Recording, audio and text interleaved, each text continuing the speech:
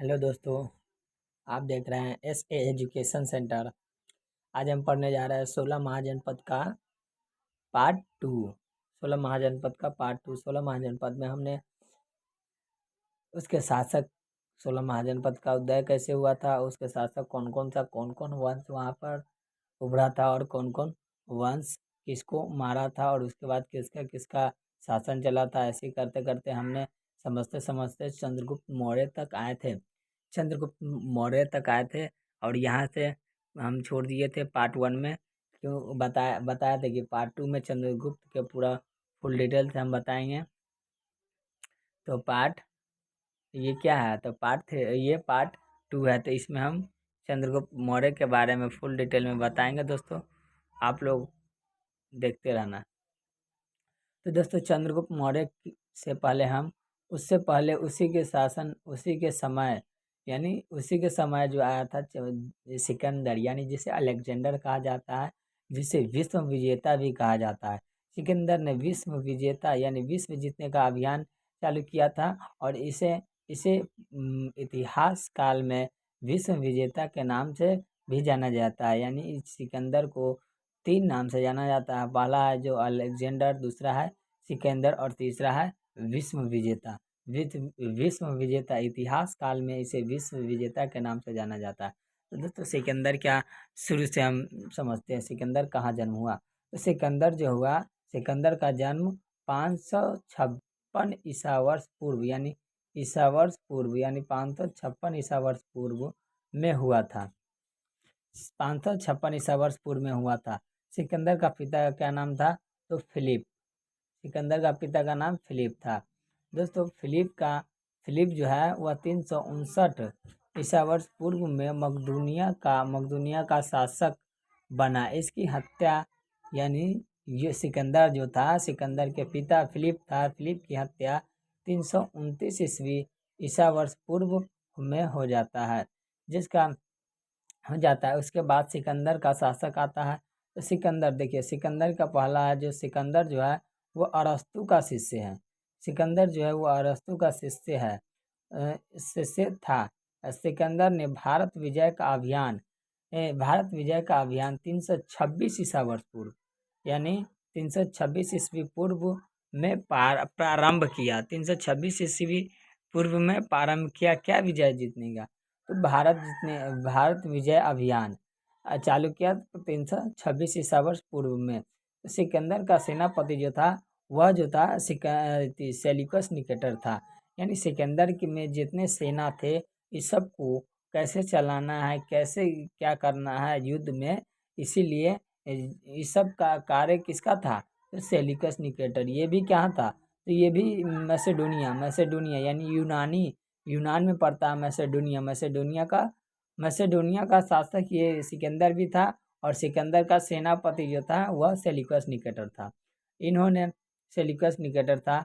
और क्या, तो सिकंदर को पंजाब के शासक जब सिकंदर जो भारत विजय अभियान निकाला था 326 ईस्वी पूर्व, तो भारत में आने के बाद सिकंदर जब भारत में आया तो उससे पहला जो था वह पंजाब, यानी पहले जो वह आया था वह पंजाब में आया था और पंजाब के जो शासक था उससे युद्ध करके वहाँ शासन करना चाहता था। तो जैसे सिकंदर आया पंजाब में तो उस पंजाब के शासक जो था पोरस यानी पंजाब के शासक पोरस के साथ उसका युद्ध होता है। जो प्रसाद पोरस में जो, जाहिर सी बात है पोरस एक क्या है, तो पोरस एक आती है शासक है। तो वहाँ अगर ये राजा इस राजा को पराजित करेगा तो ही तो वहाँ राज करेगा। तो ये राजा तो जो था सिकंदर जो था वह पोरस को पराजित करने के लिए युद्ध किया और किया पड़ा, यानी युद्ध करना पड़ा सिकंदर को जीतने के लिए पोरस से युद्ध करना पड़ा, जिसे हाइडेस्पिच के युद्ध या झेलम का युद्ध कहा जाता है। यानी सिकंदर जब भारत जीतने के लिए आया तो पंजाब में पोरस राजा था उससे युद्ध किया और उस युद्ध का नाम क्या पड़ा, तो उस युद्ध का नाम झेलम या हाइडे स्पीच कहा गया। हाइडे स्पीच नाम दिया गया। इस युद्ध का नाम वही दो नाम दिया गया। इस युद्ध का नाम दो दिया गया। पहला जो था वह था हाइडेस्पिच और दूसरा झेलम था। तो दोस्तों सिकंदर की सेना ने ब्यास नदी के पश्चिमी तट पर, यानी जो ब्यास नदी है उस ब्यास नदी के पश्चिमी तट से सिकंदर के जो सेना है पहुँच कर उसे पार करने से इनकार कर दिया। यानी सिकंदर की सेना जो है ब्यास नदी के पश्चिमी तट पर पहुंचकर उसे पार करने से इनकार कर दिया और सिकंदर स्थल मार्ग द्वारा 500 325 ईसा वर्ष पूर्व में भारत से लौट गया। यानी वह भारत से चला गया, वह भारत नहीं जीता, भारत विजय अभियान उसका रद्द हो गया।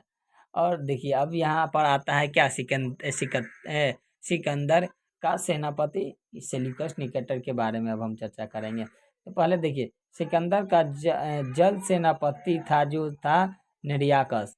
जल सेनापति निर्याकस था और सेनापति जो था सेल्यूकस निकेटर था। और दोस्तों सिकंदर का प्रिय घोड़ा जो था बाऊ केफला था।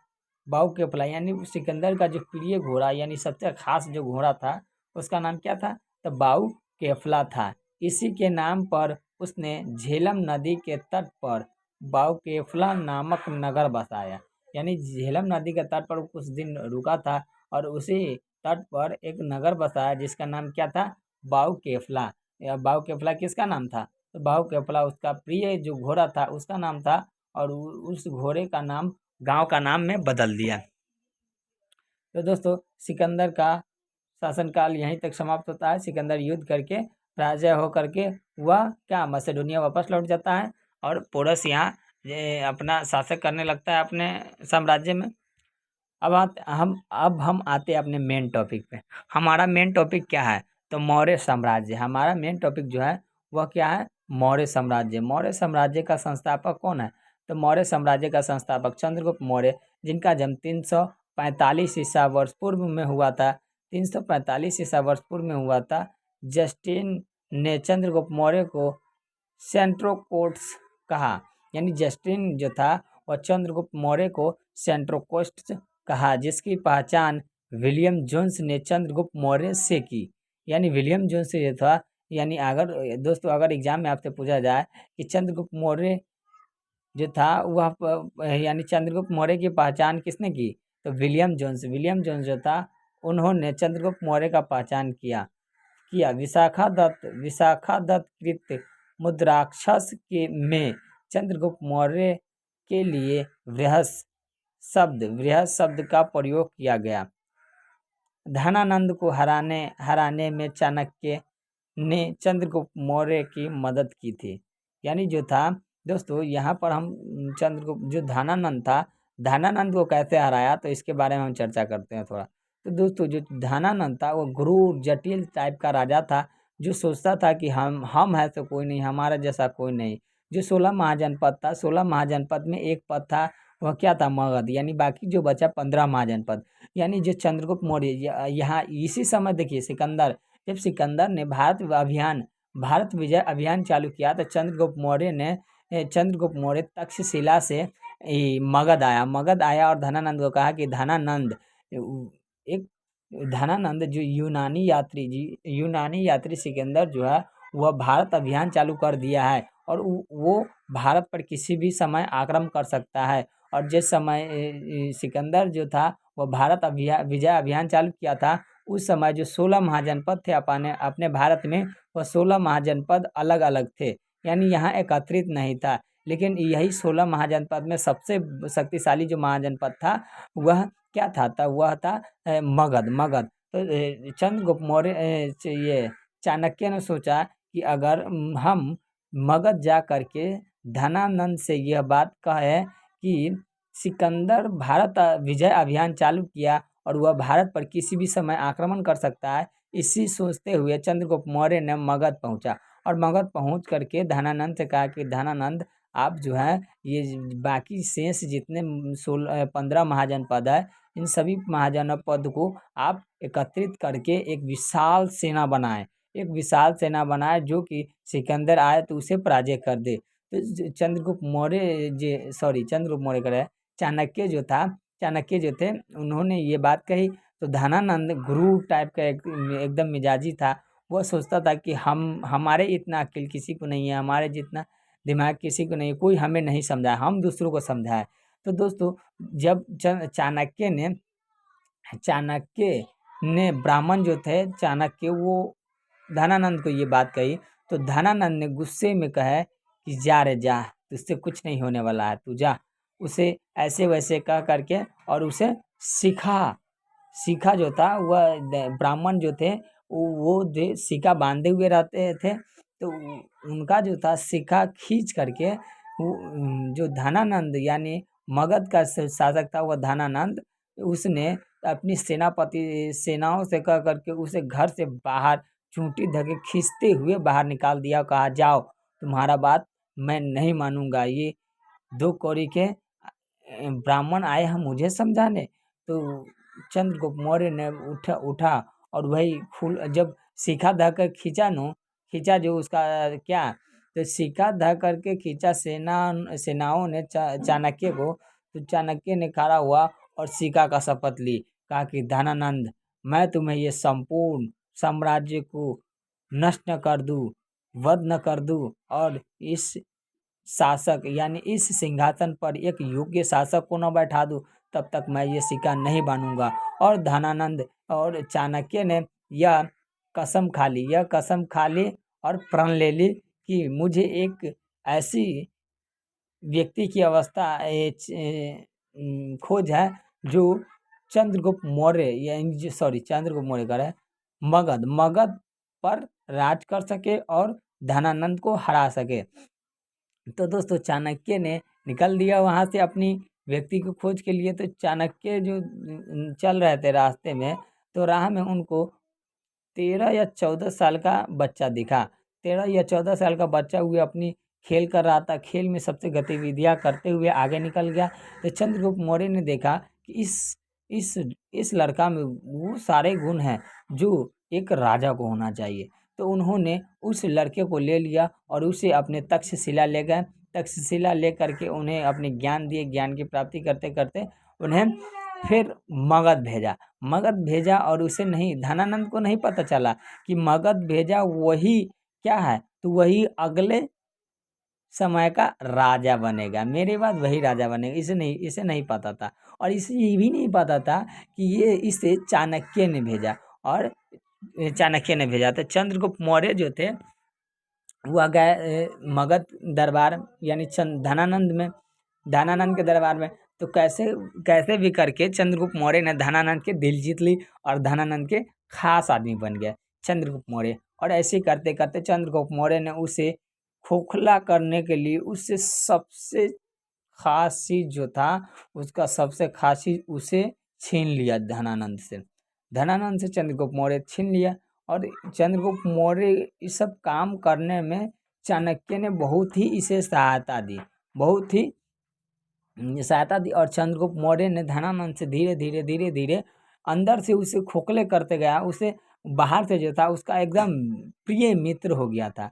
जो धनानंद जो था उसका प्रिय मित्र चंद्रगुप्त हो गया था चंद्रगुप्त मौर्य। और चंद्रगुप्त मौर्य ने अपने काम करने के लिए उसे धीरे धीरे खोखले करते करते उसे इतना खोखला कर दिया कि उसे रोड पर आना पड़ा। और उसे रोड पे आना पड़ा और यहाँ धीरे धीरे चंद्रगुप्त मौर्य ने धीरे धीरे उसके सेनापतियों में दिल जीत लिया। उसके सेनापति होते होते वहाँ के शासक बने धीरे धीरे। और ऐसे करते करते उसने एक राजा का निर्माण कर दिया। उसने अपने राजा कहलाने लगा और धनानंद को वहाँ से गिरा दिए। तो दोस्तों चंद्रगुप्त मौर्य ऐसे ऐसे करते हुए अपने मंजिल पर पहुँचे थे। चंद्रगुप्त मौर्य धनानंद को हरा दिया।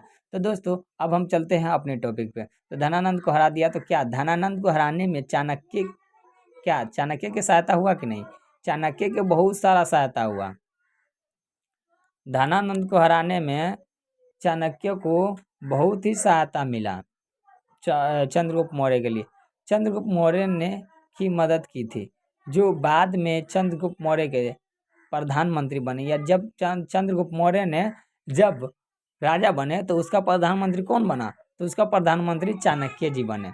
इसके द्वारा लिखित पुस्तक अर्थशास्त्र यानी चंद्रगुप्त के जो प्रधानमंत्री थे चाणक्य, उन्होंने एक अर्थशास्त्र लिखा और उसमें चंद्रगुप्त मौर्य के बारे में शुरू से लेकर के अंत तक फुल डिटेल में समझाया चाणक्य ने। तो दोस्तों, अगर हमें मौर्य साम्राज्य के बारे में पूरे फुल डिटेल से समझना है तो हमें अर्थशास्त्र पढ़ना होगा। अर्थशास्त्र चाणक्य द्वारा लिखा गया अर्थशास्त्र, जिसका संबंध राजनीतिक से है, राजनीतिक से ही है। अगर आप अर्थशास्त्र पढ़ लेते हैं तो आपको राजनीति में कोई नहीं हरा सकता। यह चाणक्य नीति का, या चाणक्य और कौटिल्य भी इसे कहा जाता है, और विष्णुगुप्त भी कहा जाता है। इसको क्या कहा जाता है? विष्णुगुप्त भी कहा जाता है। अगर दोस्तों आप अर्थशास्त्र पढ़ लेते हैं जिसका संबंध राजनीतिक से है, तो आप चंद्रगुप्त मौर्य जैसे बन सकते हैं, जिसका जो अर्थशास्त्र है, अर्थशास्त्र का लेखक चाणक्य हुआ। चाणक्य का जो रणनीति जो है, इस चाणक्य का रणनीति को कोई नहीं भेद सकता।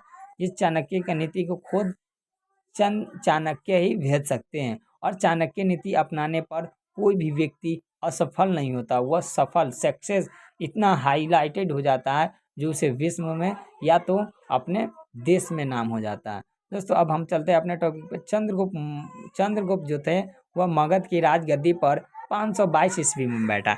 देखिए, चंद्रगुप्त मौर्य का जन्म 345 ईस्वी में हुआ, और वो गद्दी पर कब बैठ गए? तो 322 ईस्वी में। 322 ईस्वी में गद्दी पर बैठ गए। लेकिन अब हम यहाँ देखते हैं, देखिए, सिकंदर जो है, सिकंदर पर भारत विजय अभियान का पांत 326 ईस्वी में किया। और यहाँ देखिए 322 ईस्वी में चंद्रगुप्त मौर्य यहाँ बैठ गए कि नहीं? यानी इससे पहले जो चंद्रगुप्त जो सिकंदर आ गया था 326 ईसा वर्ष पूर्व, यानी 400 ईसा वर्ष पूर्व में पहले वो चला आया। उस समय मगध का राजा चंद्रगुप्त मौर्य ही थे, लेकिन चंद्रगुप्त मौर्य तक नहीं पहुंचा, उससे पहले पोरस ने उसे हरा दिया, पराजित कर दिया। तो वो वहीं से लौट गए। तो वो क्या किया? वहीं से लौट गए। तो दोस्तों, अब हम अपने टॉपिक पे आते हैं। अब बैठा, और चंद्रगुप्त जैन धर्म का अनुयायी था। चंद्रगुप्त जो था वह जैन धर्म का अनुयायी था। चंद्रगुप्त ने अपना अंतिम समय कर्नाटक के श्रवणबेलगोला नामक स्थान पर बिताया। यानी जो कर्नाटक के श्रवणबेलगोला नामक स्थान जो है वहाँ बिताया। चंद्रगुप्त मौर्य ने 305 ईसा वर्ष पूर्व में सेल्यूकस निकेटर को। तो दोस्तों, अब हम यहाँ सेल्यूकस निकेटर के बारे में चर्चा कर लेते हैं। तो सेल्यूकस निकेटर जो थे वह एक क्या थे? तो वह सिकंदर का सेनापति थे, जिन्होंने झेलम के युद्ध में साथ दिए थे। किनका? सिकंदर का। तो सिकंदर का साथ दिए थे। उसके बाद सेल्यूकस निकेटर ने यहाँ मगध पहुँचा। मगध जब पहुँचा तो उस समय इसका शासक कौन था? मगध का शासन देखिए 503 ईसा वर्ष पूर्व में सेल्यूकस निकेटर ने पहुंचा मगध में। तो मगध का राजा जो था वह चंद्रगुप्त मौर्य था। चंद्रगुप्त मौर्य से युद्ध किया, उन्होंने युद्ध किया और उसे पराजय मिली। क्या? चंद्रगुप्त मौर्य से सेल्यूकस निकेटर ने युद्ध किया और चंद्रगुप्त मौर्य ने 305 ईसा वर्ष पूर्व में सेल्यूकस निकेटर को हरा दिया। और इस युद्ध में हारने के बाद सेल्यूकस निकेटर ने अपनी पुत्री कॉर्नेलिया की शादी चंद्रगुप्त मौर्य से कर दिया। यानी इससे जाहिर सी बात है, जब चंद्रगुप्त मौर्य जौर जवान थे उस समय, तो सेल्यूकस निकेटर को हरा दिया। तो उन्होंने सोचा कि देखिए, सेल्यूकस निकेटर को हरा दिया। सेल्यूकस निकेटर जो कि एक महान सिकंदर, जो भारतीय विश्व विजेता कहलाता, उसका सेनापति को चंद्रगुप्त मौर्य ने चंद मिनटों में हरा दिया। तो उन्होंने सेल्यूकस निकेटर जो थे उन्होंने शातिर दिमाग देखा। किनको? तो चंद्रगुप्त मौर्य का शातिर दिमाग देखा, इसीलिए उसने अपने पुत्री का विवाह चंद्रगुप्त मौर्य से करा दिया। तो पुत्री का नाम क्या था? कार्नेलिया से साथ करा दिया और युद्ध की संधि शर्तों के अनुसार 4 प्रांत में कर ली। यानी जब शादी किया तो जो युद्ध हो रहा था उसमें संधि कर लिया और 4 प्रांतों में कर लिया। पहला जो था काबुल, गंधार, हेरात और मकरान चंद्रगुप्त मौर्य को दिया। यानी आप कह सकते हैं इसे तो सेल्यूकस निकेटर जो था, ये सेल्यूकस निकेटर, इन्होंने जब अपनी बेटी को शादी की चंद्रगुप्त मौर्य से, तो उन्हें दहेज में 4 गंधार दिए, 4 प्रांत दिए। पहला है काबुल, दूसरा है गंधार, तीसरा है हेरात और चौथा है क्या? चौथा है मकरान। यानी दहेज में इसे 4 प्रांत दिए, चंद्रगुप्त को 4 प्रांत दिए। और चंद्रगुप्त मौर्य ने इसे 500 हाथी दिए, 500 हाथी दिए। और चंद्रगुप्त मौर्य का मृत्यु जो हो जाता है 298 ईस्वी में हो जाता है। चंद्रगुप्त मौर्य का मृत्यु 298 ईस्वी में हो जाता है। तो चंद्रगुप्त मौर्य का पुत्र अब आता है। तो चंद्रगुप्त मौर्य का पुत्र आता है, जिनका नाम क्या है? तो जिनका नाम बिंदुसार है। दोस्तों चंद्रगुप्त को कुछ खास हम पढ़ लेते हैं यहाँ पर। चंद्रगुप्त जैनी गुरु भद्र बाहु से जैन धर्म की दीक्षा ली थी। ये चंद्रगुप्त हम पढ़े थे कि चंद्रगुप्त क्या है? तो जैन धर्म से संबंधित है। तो जैनी गुरु जो था भद्र बाहु उससे दीक्षा लिया गया था। और मेगास्थनीज, देखिए अब हम यहाँ समझते हैं, जब सेल्यूकस निकेटर ने अपनी बेटी कॉर्नेलिया को शादी किया तो उसे 4 प्रांत दिए, 4 प्रांत दहेज में दिए। उसके साथ साथ उन्होंने, जैसे कोई शादी होता है तो कोई शादी होता है ना, तो शादी के साथ क्या, जब पहला दिन किसी व्यक्ति को शादी होता है तो दुल्हन के साथ एक लड़का जाता है, दुल्हन का भाई जो जाता है वह जाता है। तो यहाँ पर जब सेल्यूकस निकेटर ने शादी किया अपने पुत्री को चंद्रगुप्त मौर्य के साथ, तो उस समय सेल्यूकस निकेटर ने मेगास्थनीज को अपनी बेटी के साथ उन्हें भेजा। तो उस समय भेजा तो उसे क्या कहा गया? तो उसे क्या किया गया? राजदूत। राजदूत जब कोई बेटी, उस समय जब बेटी की शादी करता था उसके साथ किसी को भेजता था, तो उस समय उसको राजदूत कहा जाता था। तो मेगास्थनीज को भेजा, सेल्यूकस निकेटर का राजदूत था, यानी मेगास्थनीज को भेजा सेल्यूकस निकेटर ने, तो वह सेल्यूकस निकेटर का क्या हो गया? राजदूत। मेगास्थनीज को सेल्यूकस निकेटर का राजदूत कहलाया था, जो चंद्रगुप्त मौर्य के दरबार में आया था। मेगास्थनीज द्वारा लिखी गई पुस्तक इंडिका, यानी आपको अगर इस मौर्य साम्राज्य की पूरी जानकारी लेनी हो तो आपको इंडिका भी पढ़ लेनी चाहिए, क्योंकि इंडिका मेगास्थनीज की लिखी हुई है। और मेगास्थनीज क्या थी? तो मेगास्थनीज जो था वह चंद्रगुप्त मौर्य के दरबार में राजदूत बन करके सेल्यूकस निकेटर द्वारा आया था। तो सेल्यूकस निकेटर द्वारा आया था, मेगास्थनीज ने इंडिका की स्थापना की। इंडिका की इंडिका लिखी, जिसके बारे में चंद्रगुप्त मौर्य के बारे में जानकारी मिलती है। इसके अनुसार सम्राट की जनता के सामने आने के अवसरों पर शोभा यात्रा के रूप में जश्न मनाया गया। उन्हें एक सोने के पालकी में ले जाया जाता है, जिसके उनके अंगरक्ष सोने के चांदी से अलंकृत हाथियों पर सवार रहते हैं। कुछ अंगरक्ष पेड़ों को लेकर चलते हैं और इन पेड़ों पर प्रशिक्षित तोतों का झुंड रहता है, जो सम्राट के सिर के चारों तरफ चक्कर लगाता है। राजा सामंत हथियारबंद महिलाओं से घिरे होते हैं। उनके खाना खाने के पहले खास नौकरी उस खाने को चखते हैं। वे लगातार 2 रात एक ही कमरे में नहीं सोते थे। पाटलिपुत्र के बारे में, पाटलिपुत्र एक विशाल प्राचीर से घिरा हुआ है, जिससे 570 बुर्ज और 464 द्वार है। 2 और 3 मंजिल वाले घर लकड़ी और कच्ची ईंटों से बने हैं। राजा का महल भी काठ का बना है, जिसे पत्थर की नक्काशी अलंकृत किया गया है। दोस्तों अब हम यहाँ पर पढ़ते हैं, जब 298 में चंद्रगुप्त मौर्य की मृत्यु हो जाती है, तो उसका पुत्र जो होता है बिंदुसार को 298 में क्या कर देता है? तो बिंदुसार को 298 में सेनापति नियुक्त कर दे सेनापति कर रहे हैं। नियुक्त कर देता है, राजा नियुक्त कर देता है या मगध की राजगद्दी पर बैठ जाता है। यानी बिंदुसार जो है सेनापति वह बैठ जाता है। और अभी अभित्रघात के नाम से बिंदुसार जाना जाता है। यानी बिंदुसार का अभित्रघात नाम से भी जाना जाता है। बिंदुसार को अभित्रघात का अर्थ होता है शत्रु विनाशक, यानी शत्रु विनाशक, यानी ये शत्रु विनाशक हो। बिंदुसार आजीवक संप्रदाय की अनुयायी थे, आजीवक अनुयायी थे। अशोक पहले वायु पुराण में बिंदुसार को भद्रसार या वारिसार कहा जाता है। स्ट्रेबो के अनुसार सीरियन नरेश एंडियोकस ने बिंदुसार के दरबार में डाइमेकस नामक राजदूत भेजा। यानी डाइमेकस नामक राजदूत किसके दरबार में भेजा? तो यह बिंदुसार के दरबार में भेजा। इसे ही मेगास्थनीज का उत्तराधिकारी माना जाता है।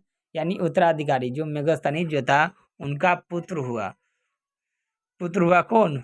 हाइमेकस। उनका पुत्र हाइमेकस हुआ, जिन्होंने चंद्रगुप्त मौर्य के बेटे यानी पुत्र के दरबार में आया। यानी पुत्र के दरबार में पुत्र और पिता के दरबार में पिता आया राजदूत बन करके। जैन धर्म और इन्होंने जैन ग्रंथों में बिंदुसार को हिंसेन कहा जाता है। यानी जैन धर्मों के में बात करते हैं तो इसे हिंसंग कहा जाता है। बिंदुसार बिंदुसार के शासनकाल में तक्षशिला, सिंधु एवं झेलम नदी के बीच में हुए 2 विद्रोह का वर्णन है। यानी जब बिंदुसार जो थे उनके शासनकाल में तक्षशिला यानी सिंधु एवं झेलम नदी के बीच में हुए 2 विद्रोह का वर्णन किया गया है। इस विद्रोह को दबाने के लिए बिंदुसार ने पहले सुसीम को और बाद में अशोक को भेजा। सुसीम भी अशोक का पुत्र है, बिंदुसार का पुत्र है, और अशोक भी बिंदुसार का पुत्र ही था।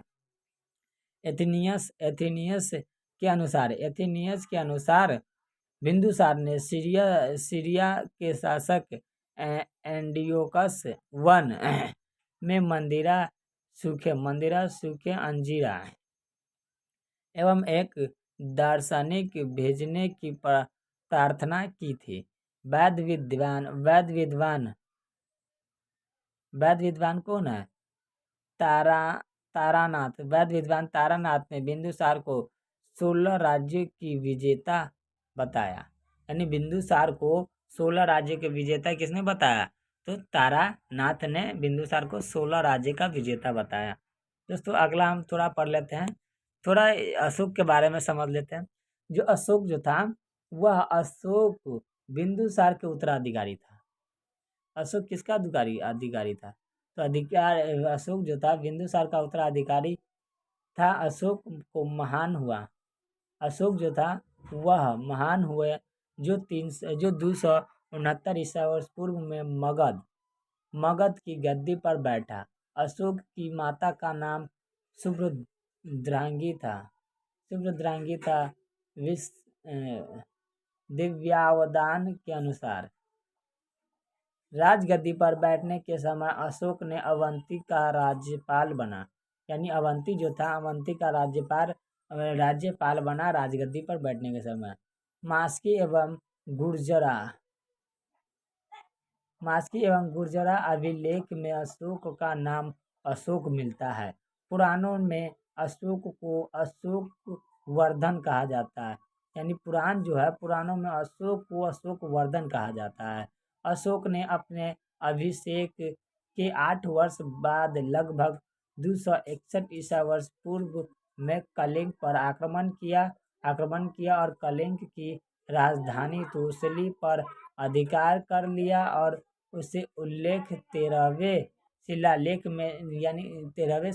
में इसके बारे में चर्चा किया गया है। यानी कलिंग का युद्ध के बारे में 13वें शिलालेख में चर्चा किया गया है।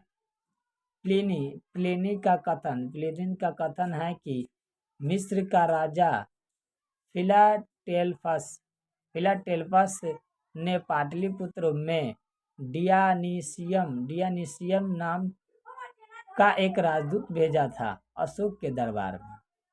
तो दोस्तों आज की क्लास यहीं पर समाप्त करते हैं। तो दोस्तों वीडियो अच्छी लगी तो लाइक सब्सक्राइब एंड शेयर जरूर करें, और अशोक के बारे में इसके पार्ट 3 लाएंगे, अशोक के पूरा फुल डिटेल से पढ़ाएंगे। तो दोस्तों जय हिंद। अब हम चलते हैं अपने घर की ओर।